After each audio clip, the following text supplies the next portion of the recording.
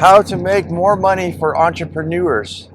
I've got a lot to talk about, so I'm excited about this one today. Background noise is my F-350 diesel pickup truck on my work commute. It's my personal mobile studio, so that's the background noise. It's also a potty mouth podcast, but it's also a how to make money podcast today, because that's the biggest thing.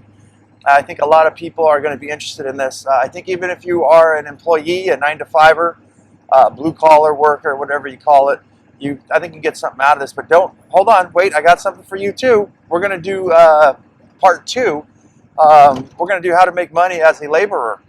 I figured out how to categorize that one here. I guess a laborer is a laborer. But if you're not a laborer and you're into making good money, you came to the right podcast. I'm going to talk to you guys about what I know. It's not the universal thing, but I think there's some tools that can help you guys. How to make anywhere from $500 to $1,000 a day, if not more.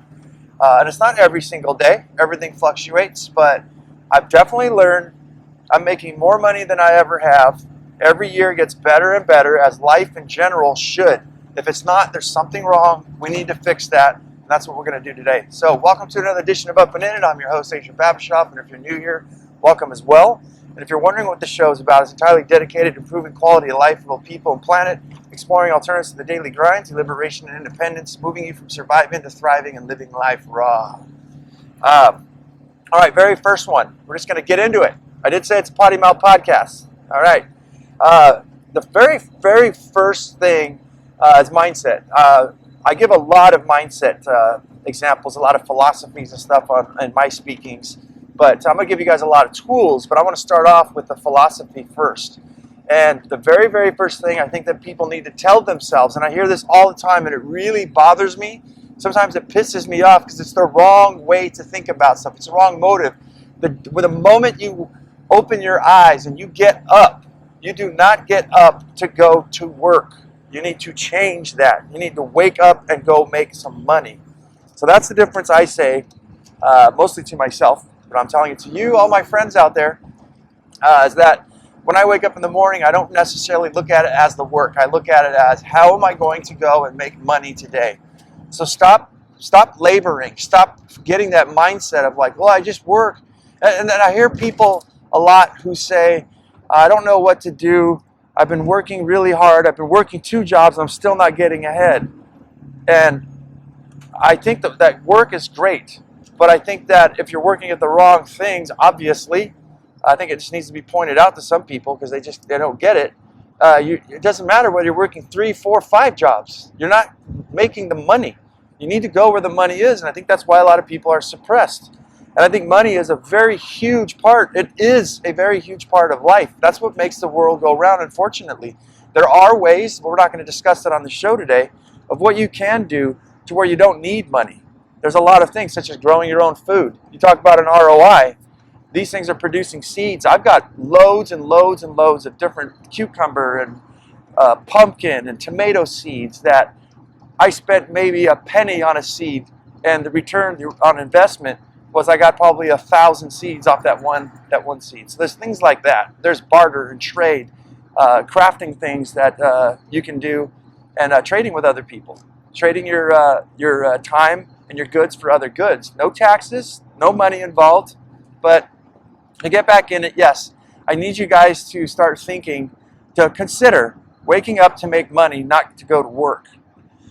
So I think a lot of people are, especially as an entrepreneur, you kind of don't know, like, well, how do I even get my first job? How do I, hopefully you know what you want already, right? You've got something, you're like, okay, I'm interested in this. I want to start a dog walking business or a home cleaning business or a pool cleaning service or something, So let's go with pool cleaning service.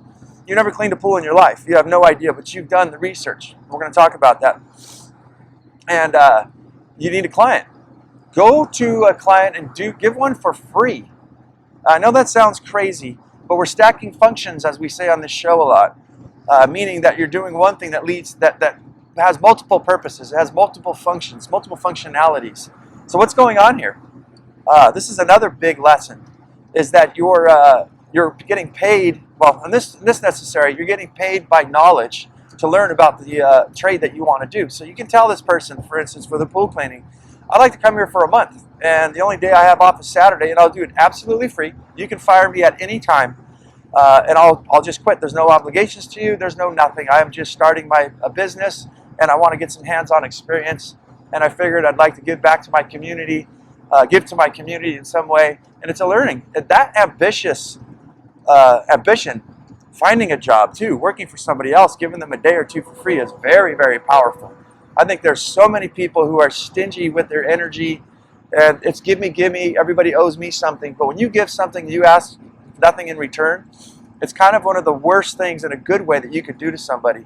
I bet most people who are an honest, conscientious person would almost feel guilty, like, oh my God, I got to give something back to this person. So what you do is clean this client's pool for about a month. You know, maybe take you about, what, 30 minutes, an hour of your day, of your Saturday, say.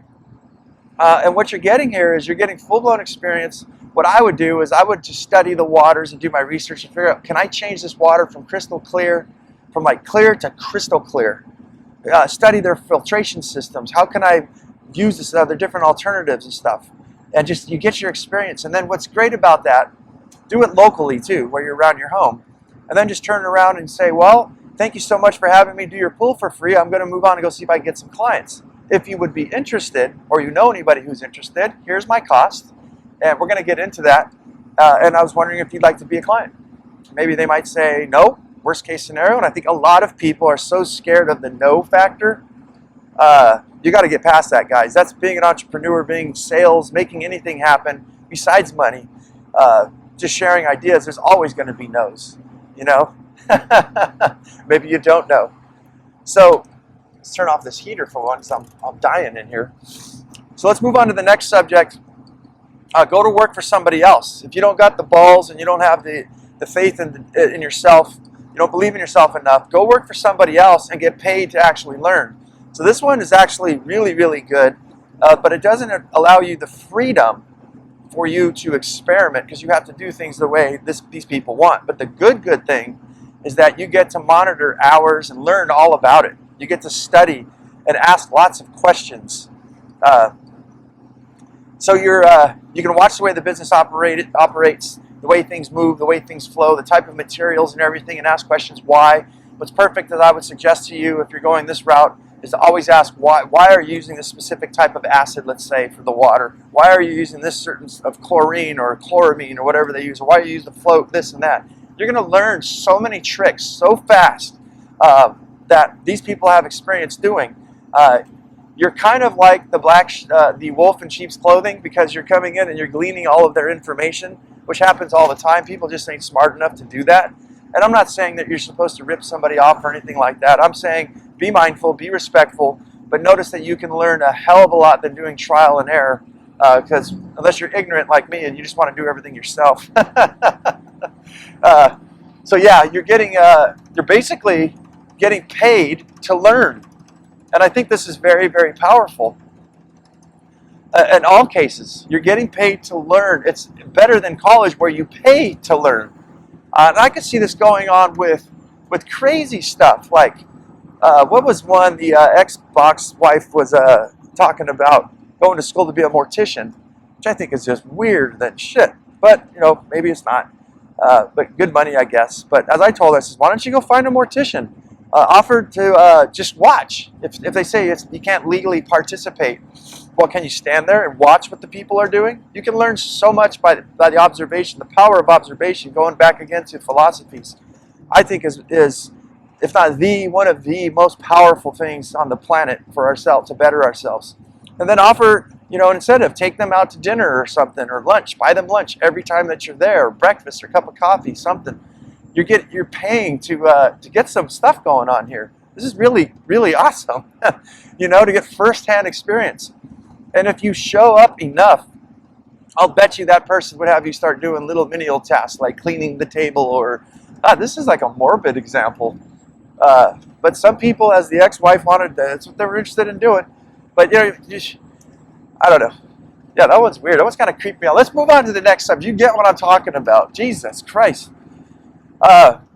So the next thing you want to do, whether you're working for somebody else or you're doing, say, the pool cleaning for free, is you want to journal. And even when you make your own money, when you get there and you own your own business like me, and you're working, always journal your hours. You don't have to do this forever because you'll get so good at it. You'll just look and you'll go, oh, okay, I can look at this job and know that I can do 5 pools, or let's just say you learn how to repair a pool filtration system. You're like, okay, I can knock that thing in about an hour, so I'm going to charge $150 plus parts, blah, blah, blah. And if something goes bad, which sometimes does, always learn from your mistakes. Maybe sometimes shoot a little bit higher, and we're going to talk about that, why, guilt, and how to get more work by charging more. Yes, you heard me right. So yeah, always journal your hours and give you a perspective, whether you're going to get employees or you're in for your own money. The journaling is one of the most powerful things because it gives you a time frame on tasks. It also will tell you if you ever decided to get employees, if they're just sitting there farting around, not doing what they're supposed to, because you looked and you said at an even pace, I was able to get 2 pulls done a day, right? And then now I give this, you can ask your employer or your employee, what happened? Why did the one pull take all day? And they can say, oh, well, the pull was, I don't know, there was some scum stuff. Like, oh, I get that. Yeah, that's why. If they're like, oh, no, it was just harder than usual, and you're like, double the time, it means you were sitting on your cell phone. And good luck to all you entrepreneurs who want to run companies with employees. I'd rather shave with a freaking blowtorch than go through that again. Were some of the worst times of my life. But yeah, that's very powerful. Let's move on to the next one here. Research everything. So in my profession, I've researched, I took the best of the best, and that's what I kind of do on the show here, is I find information that I see out there that really excites me, that really hits home to me, and I know that it's lucrative, that it's got an ROI on it, it's going to pay back to me. Maybe I don't, I need to try it first. So trial and error. But I go and research a lot of different things and get perspectives from every angle I can. What I found, for instance, in my business and for my life and for the show, is that there are people out there, products and things, another philosophy for you, that I like. But do I like all aspects? No. Let's just say I've got this sealant. Yeah, that's a good one. This is what happened with me. This is how I've sold. I mean, I've grossed about $750,000 back in 2016.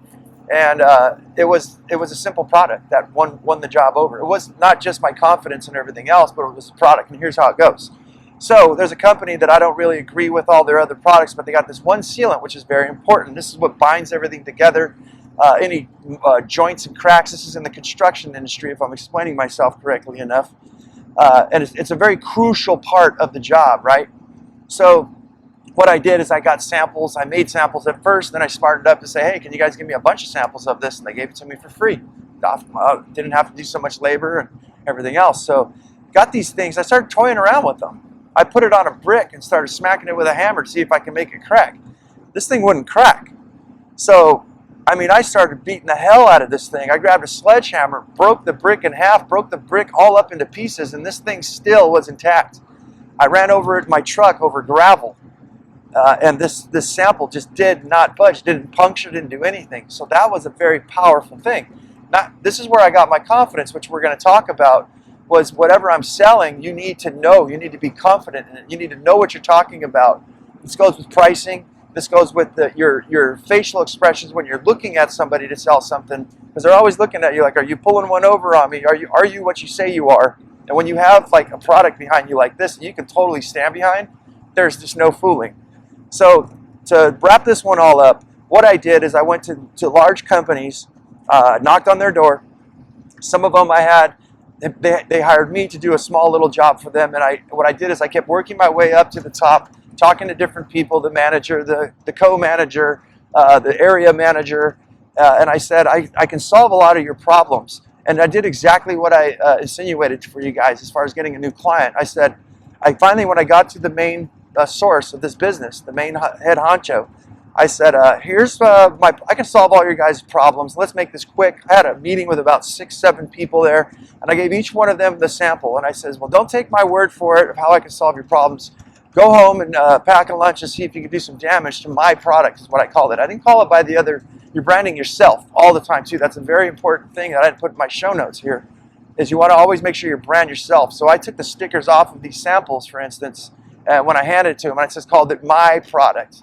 I just left out my product that I use. So it sounds like it's actually my product. Not quite a white lie, you know. a white lie, but not necessarily a lie at all. My product that I use and hand it to them, and it makes me look good. They probably went to home and like I told them, get an ice pick, try to put some holes in it, take a hammer. If you guys would like a live demonstration, let's go outside and I'll do it for you, just to prove to you guys. And I says, and just to prove myself to you, I'd like one of the, not a very large job, but give me a job that nobody else could figure out. And I'd like to give this one to you guys for free, just to prove that I can solve all of your problems, all of your problems. And they said, well, that actually won't be necessary, but we'll be in contact with you. And when I walked out that door, I've heard this a couple times. I heard one guy say, that was impressive.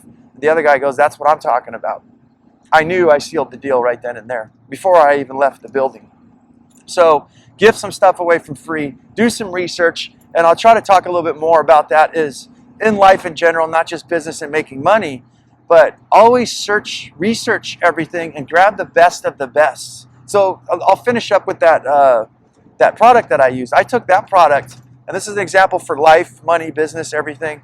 I grabbed all the products that were similar to that, and I put them all together in a bundle that worked for me. And so when I went to people and I actually told them that, look, I think as I do for you guys, these trial and errors on these alternative lifestyle design experiments and things that I do, I'm constantly experimenting. It never stops. I love it because you're always everything that gets me ahead, but it's also just fun for me. I don't know. I'm a little weird that way. I just like experimenting with new things, and it makes life easier. And I especially love when it makes me more money. So, yeah. So grabbing all the best of the best, putting everything together, telling people I've researched, I've experienced this. I'm not just the owner. I'm a client. You know that whole saying from back in the 90s, I think it was, or 80s. I can't remember. But yeah, that gives you confidence, but it gives you a different array of new stuff. And I'll always be on the lookout for new things. I'm going to give away, because a lot of people don't know about the roofing industry here. This is a very powerful, powerful secret. So a new product comes out, right? And what it does is in the roofing industry, we were able to, most of the time, we had to either put a layer of roofing such as tar or something on top of an existing roof, which made it heavier. And you had to go get permits and things like that. And then eventually you have to tear the whole thing off. Or it was that. Every job you go to already had too many layers. You'd have to tear it all off and start from scratch, which costs a lot of money. Would open up the building, especially in the wintertime, susceptible to rain and leaks and things like that, which makes everybody nervous, the installer and the building owner, the employees and everything. Causes dust, causes lots of problems. Lo and behold comes this new product where it's this light coating, an elastomeric, which exploded.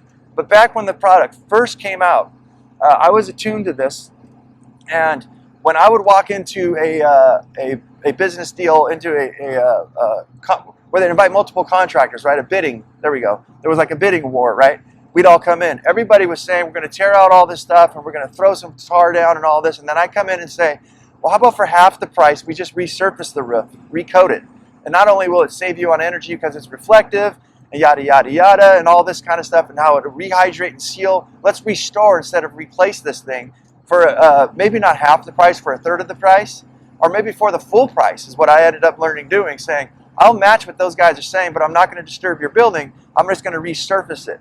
And then here's the trick. Here's the deal, is that after 10 years, I will come by for a fraction of the cost and only have to just put a slight little coating, and I'll give you another 10 years. And after that 10 years, I'll give you another 10 years. And after that 10 years, I'll give you another 10, 10, 10, you get it.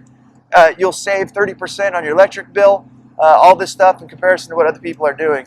Either way, if you can sell the job by doing less and more of them, maybe that'll kind of help you guys. Maybe that's what I find a lot of guys do to me. I don't agree with that, is they'll do the job for half the price I will do, but they got an entire crew and they're doing 2 a day. So they're making the same amount of money as me. They're just getting more done, more jobs. And to me, I kind of don't like that, because I mean, that's more jobs you got to sell, more people you got to manage. I'd rather do one shot and make just as much money as those guys are doing 2 to 3 of my one job. But yeah, so you guys get the gist of this product came out, this coating product, and we beat everybody out of the water. It was like shooting fish out of a barrel. For lack of better definition, as people said. We won and made a lot of money doing this. So then once everybody got a hold of it and they were smart, then everybody started doing it. Well, I never stopped researching. My father was doing the same product that I was doing. He's a contractor as well. And so he continued doing the same thing and kept battling on the wars. Well, I moved on to a new product, and I'm giving my secrets away to you guys today because I love you. And I want you guys to go make money. And this is a perfect example. So as people get comfortable and cocky of staying with one product, saying, this is what we do, we specialize, we compartmentalize, we know exactly what to do and what not to do, I ventured out, kept searching for new products, and I found one called silicone. It was the same thing. It's a product that seals a roof, has reflective capabilities, saves people money. But now the difference with the silicone is multiple. I don't want to bore the shit out of you guys, but this is about making money. And this is how I've excelled up to recently. And I think it's still not hit yet. That's why I think it's a dirty secret that I'm letting out that I hope other people don't hear. But the silicone, better than the coatings we did, doesn't wear out, right? Silicone goes on, and there's people giving these high warrant, like 50-year warranties and things like that. So now when I go to these jobs, and I'm bidding against someone from the coatings I used to do in the old days, I come back and say, I'm going to put this stuff out at certain mills at a certain thickness, and people are offering a 50-year warranty. I don't really believe in that 50-year warranty, sales tactic, because I don't think anything could be neglected for 50 years. We're going to need to charge you guys to come out every 10 years and at least inspect the sealant and see if there's any cracks from movement and stuff like that, if that makes sense to you. But it'd be minimal amount of work that would be done. Say a guesstimate would be around $5,000 for us to come over and do this big old giant building and just walk around and seal stuff up. And then we'll definitely keep giving you warranties for free as long as the integrity of the product is there.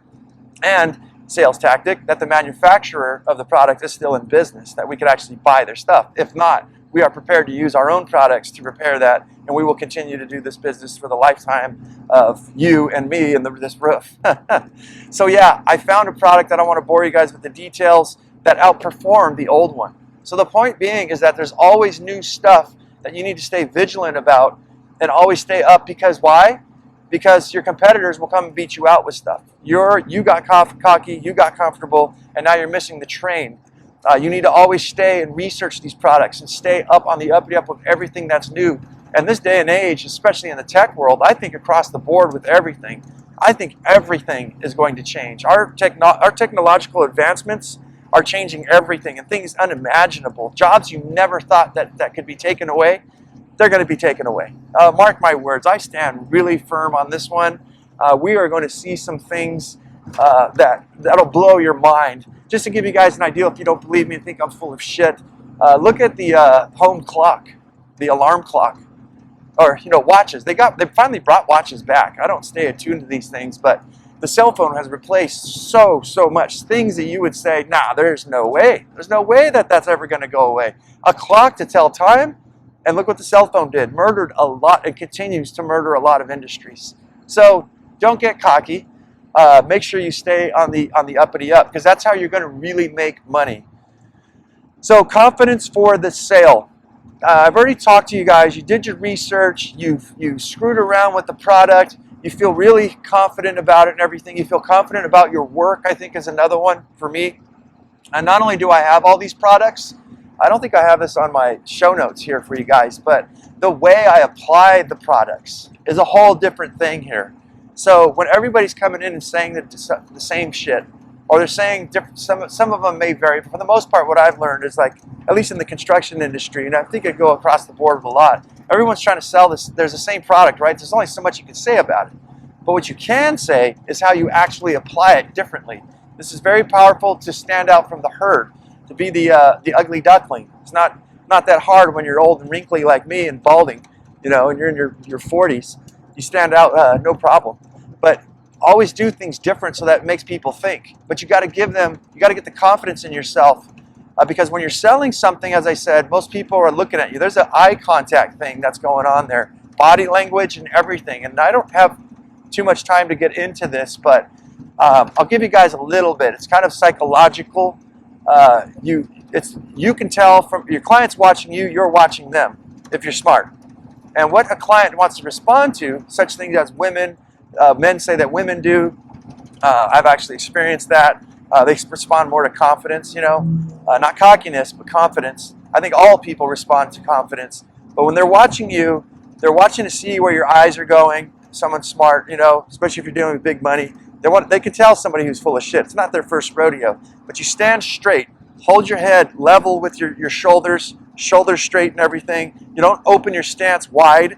Opening your stance wide means you need to hold your balance because you're intimidated by this person. You feel like you need to protect them or you're going to attack them. You stand normal. If you don't believe me on these things, go out and look at for yourself.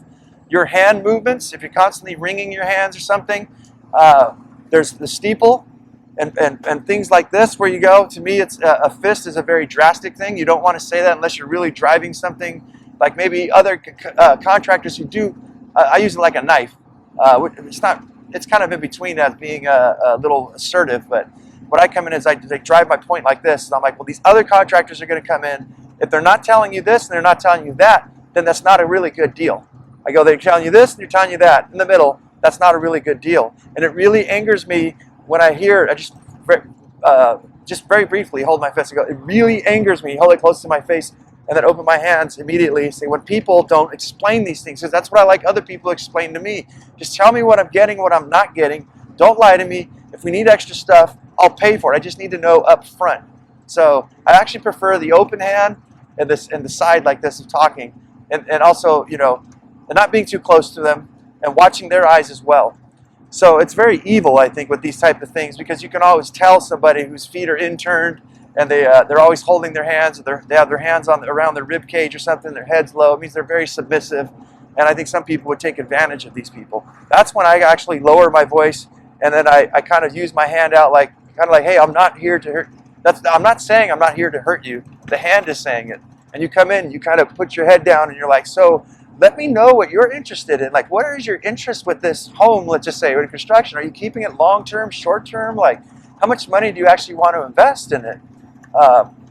And say it like that, very kindly and very sweet, and then it kind of wakens them up. So there's a way to follow and be confident in yourself. Once you do a couple of these, I think, again, I think like if someone wanted to learn from me, I'd say take a ride with me and hold the ladder and come and watch how I interact with my clients. And it's not acting, it's interacting, and it's being you. And I think that's probably one of the most confident things that you can do, is to actually be you. It's very difficult for me. I have to not swear. I have to try really hard. The swearing thing's ridiculous. My whole entire family, within 5 minutes, there's F-bombs just all over the place, you know, like landmines. We just talk, man. We never really try to. It's just the way it comes out. But it's very difficult when you're doing business to go, oh, okay, don't say it that way. You know, it's a job. I actually considered changing this whole show because I'm not sure how well that my potty mouth's going to get me into, but try. Keyword try. I have to edit. That's kind of why I stopped doing I just go ahead and swear. Just tell people, just warn them, say it's a potty mouth podcast. And I'm sitting there for hours trying to edit all the cuss words out of it. It's just ridiculous. But yeah, it doesn't work good to do that when you're doing in sales. But your confidence comes from trying all that. And when someone sees you looking at them, for those of you watching, I'm this on YouTube. Here's kind of the face that I give. It's when I go to my client, I talk to them like they're actually a friend. And I give a very direct, like, what exactly do you need? That's the face that I give them. And then a very powerful one I have in my notes here in sales, I don't want to turn this all about sales, is like, make sure that you ask a question and then you wait for the answer and you listen. You listen. What your job is to solve someone's problem, right? So you need to actually listen to the problem, and then you need to let them finish, and then you need to remember all those things. Do all the things I told you with the stances. Don't be confronting and all this kind of stuff. Be gentle, but be honest and be comfortable and act like, you know, treat these people, not act. Treat them like they're your friend, and then give them the answer with that straight face. Here's how I will solve your problems. Here's how I'll get this all done for you, and we'll wrap this whole thing up. And then, of course, I think what a lot of people say is don't be afraid to ask for the signature for the sale. It helps out a lot tremendously. I kind of shy away. I kind of just turn away. I don't even ask them to sell. I don't even give them something to sign. I just said, I'll be in touch with you and email you. I am booked up for about a few weeks right now, but we may be able to get you in a little bit earlier. It's first come, first serve, and then I leave it alone. That's my tactic. I think it is smart, though, to ask for the sale. So if you'd like to get started, all I need you to sign here, and I'll put you on my list. It's a good tactic. I found it's a little pushy. I've done it from time to time, but I kind of just, like I said, do it my way, where I'm like, I'll send you the email, and when I'm damn well ready, no, I'll send it to them within a day. Yeah.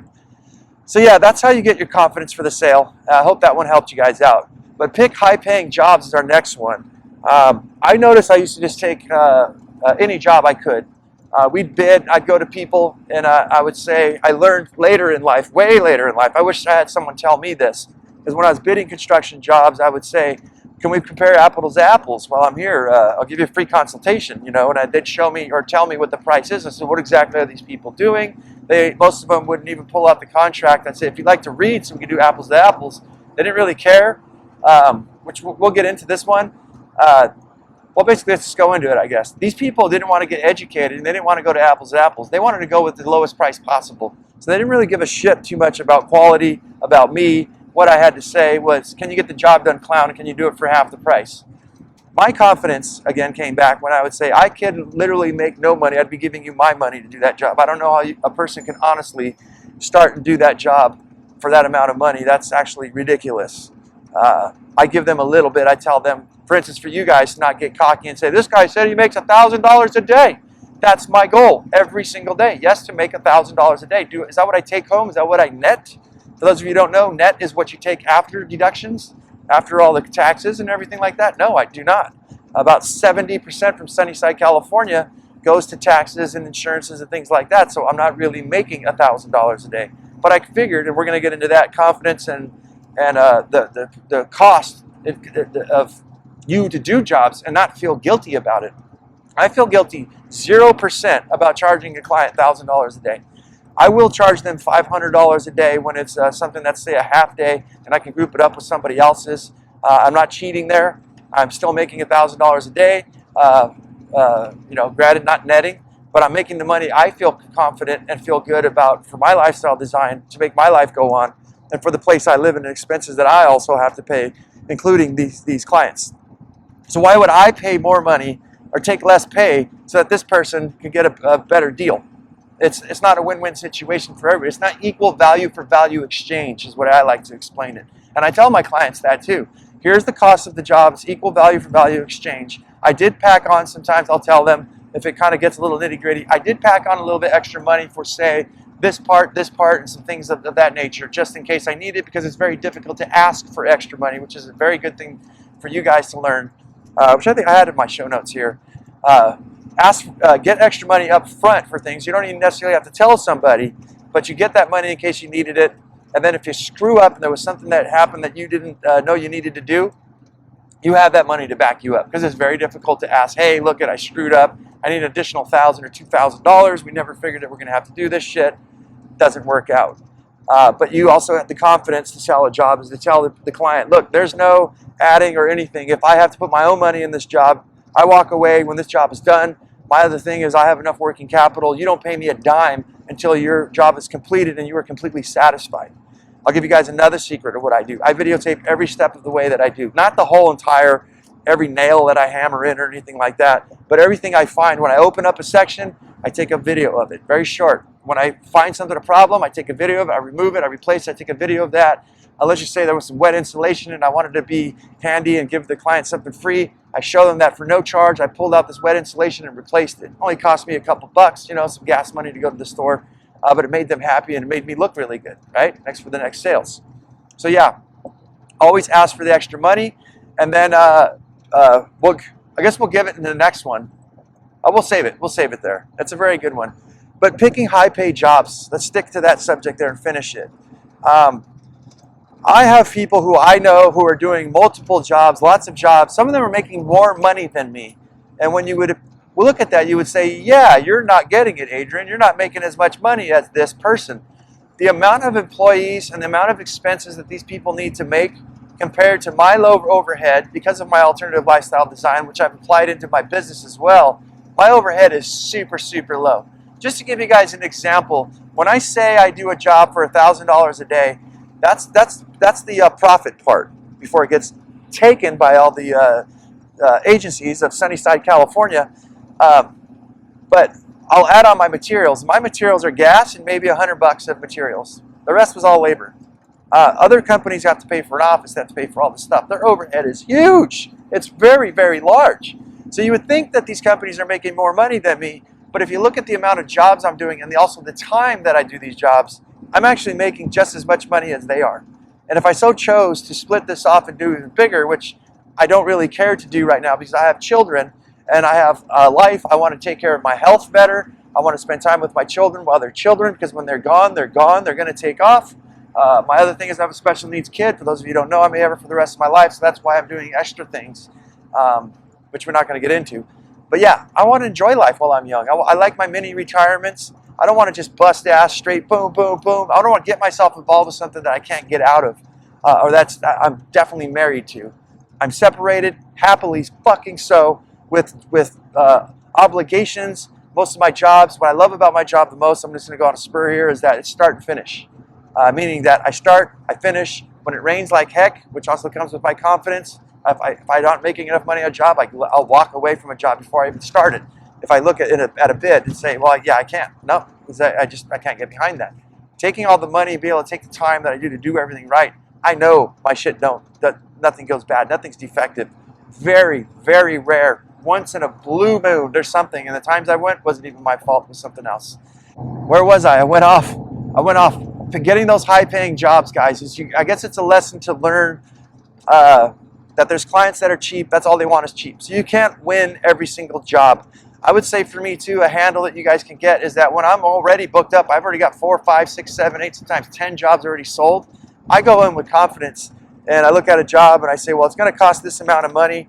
And then if the people sway, don't say this and that, I just walk away. I says, well, if you want to, it's first come, first serve. I understand, ma'am or sir, that you got it for half the price.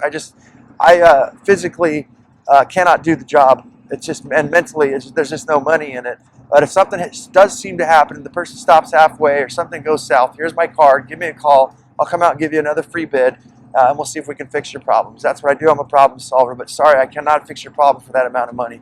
And you walk away. I've had it, not a lot of times, but they end up calling me saying, hey, let's do the job. Just because of the confidence, I just said, I don't really, not in it. So, overpriced guilt. Some people have asked me, don't you feel guilty for ripping people off for $1,000 a day? No, I do not. 1 bit. 10 bit. And I'm going to tell you guys why. You need to find your own worth. You also need to have some respect for yourself. The way I look at it, I live in a place where there's people who have great wealth. I've moved myself here strategically for that. There's lots of money where I live. When there's lots of money, there's lots of rules and regulations. High cost of food, high cost of rent. Do I deserve to go live in a 2-bedroom apartment on the worst side of town and send my kids to the worst parts of school, have low medical, have horrible medical, have to rely on food stamps and things like that so that these people can get a great deal? Remember what we said? It's equal value for value exchange. And I think a lot of people don't understand to say, well, I deserve to live not in a palace, unless you're doing things fair and you can up your game, but I deserve to live in like a middle class, an upper middle class person. And I think anybody who's smart would look at you charging them enough money to say, well, if this person wasn't making enough money, they're probably going to go out of business. That's one of my tactics, is I tell people, like, they'll say a job, I charge $2,000. Somebody said they do it for $800. I'm like, whoa, that's drastic. I'm like, especially when we consider that 30% of that goes to the IRS, and about another 30% of that goes to materials. And then if they're including gas and things like that, that leaves the person working for 2 days for $100. That's not really good in my book. Sorry for that, but but that's a lesson I think each of us individuals need to learn. Are you charging enough of your worth? And to me, if it's $1,000, if it's $2,000, I'll give a shit if it's $3,000 for a job and you're able to do it in a day. If it costs you that amount of money to have the office and to do all your stuff, and that's what's making your business go round. That's whatever's left over at the end of that. The crumbs that you get is actually really sufficient and good for you to live a happy, clean life for your children. I think you need to charge that. I think that's probably the biggest problem. Maybe this guilt thing, I'm like, that's ridiculous. You can barely afford to get your vehicle fixed when it's broken down. How the hell do you expect to support yourself? Where's the future at? There's no future. That's one sick thing that I've seen with acquaintances of mine, friends of mine who ran their businesses, and they're still getting nowhere. They're still that person, living in an apartment building with an old jalopity car that's breaking down, and they're still suffering. They're happy. They love what they're doing. They have no boss, but they're not really making it, and they're not really thinking about the future, retirement and things like that. You deserve to take 20% or whatever percentage you think of say that $1,000, whatever's left over at the end of the day, making $300-400 bucks a day, to be able to take $100 a week or from each day and put that towards retirement. You deserve to retire. So yeah, and as long as you're not going way too overboard and ripping people off, and then that again gives you the confidence to charge what you need to charge. And don't be scared to ask for more money. That's what happened with me. Is it took me a long time to develop and to actually key customers that I had for a long time, to train them in a way to say, look, I can't do this anymore for this cost. Inflation and things have gone up since then, and you guys can't expect me to do the same. If you guys can't compromise with me on price here, then we'll just have to do business elsewhere. And a lot of them did. And what I have experienced now, they're calling me from places like LA to where I'm going to work right now, which I hate, the armpit of the world. But they called me to solve their problems, and I charge them a lot of money.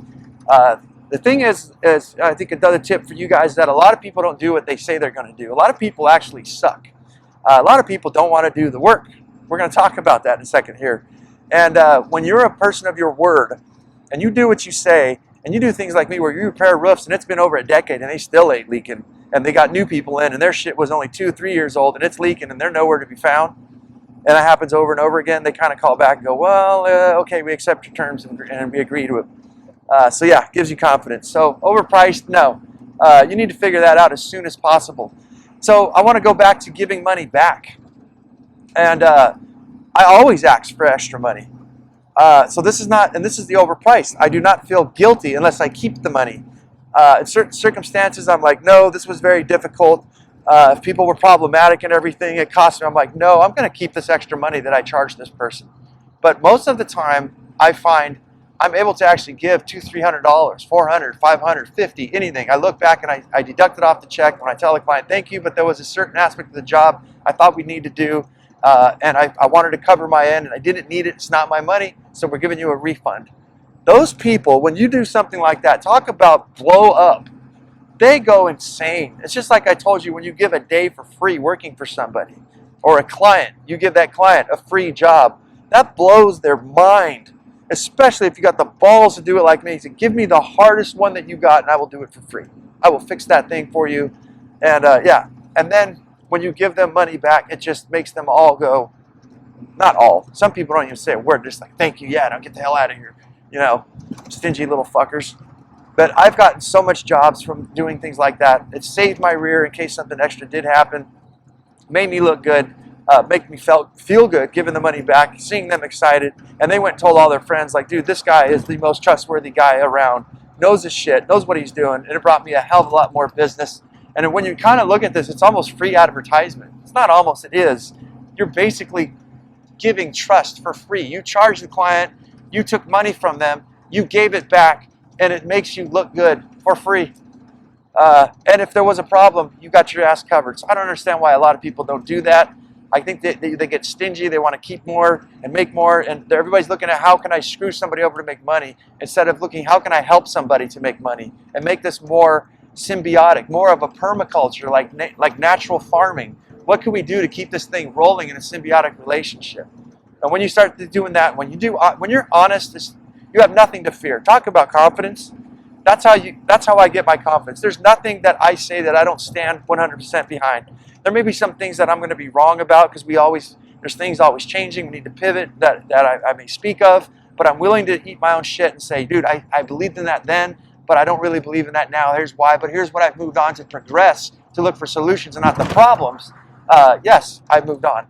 I've got the confidence to know that sometimes maybe I'm full of shit, but I know right now I am 100% confident in what I do with my business, the way I run my life, and there's nothing that can take that away from me. So the last one I'm going to leave you with, you guys, in life, in spirituality, in money, as we speak today, is, are you willing to do the work? And I think that's the problem. In health, are you willing to get up extra early in the morning to do jogging? Don't be a lazy piece of shit like me who just goes to work and starts skipping out on all that. I used to work out every morning. I threw out my back and I got a thrown out shoulder cuff. But no, I'm just kidding, guys. The way I looked at it though is I do a lot of physical labor. So, and I'm in great shape. Well, I could be in better shape, but I'm getting my exercise in contrast to most people. When I'm not doing physical labor, though, I definitely wake up and I do my exercise. I'm willing to do the work, right?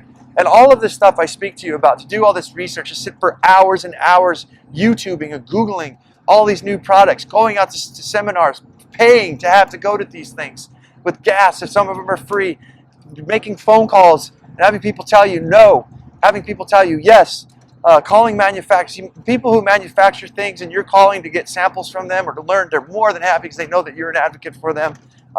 It's in the bag, but you got to go do the work to go and get these things and learn about these things. And in all sectors of life, people who are successful, people who are happy, people who are healthy, who are woke, as people are saying nowadays, who have the good energy, they've done the work and they continue to do the work. Everything's work.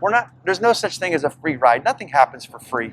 Some things maybe, but for the most part, most people are out being seekers. They're out working to find out what they want, how to make what they want work, how to make everything function, how to better themselves, and how to get balance. Go out there and do the work. You got to be willing. Most people, the reason I'm saying this one is most people I look around me, they're not willing to do the work. They are cemented into the merits of compromise or the merits of convenience, and they want everything easy peasy street all the time, and they don't like when things get ruffled up. Guess what? Sometimes when things get ruffled up, you make even more money. And if that's what you're after, which I think you should, in this day and age, in this mentality, as I said, as I opened up, do not wake up to go to work. Wake up to make money. But that involves doing the work. As long as that work is making you the money that you want, you're in the right place. I don't know how much harder to beat that one into people. It's probably a bad way to say it, but just for you to consider, to take it and think about it.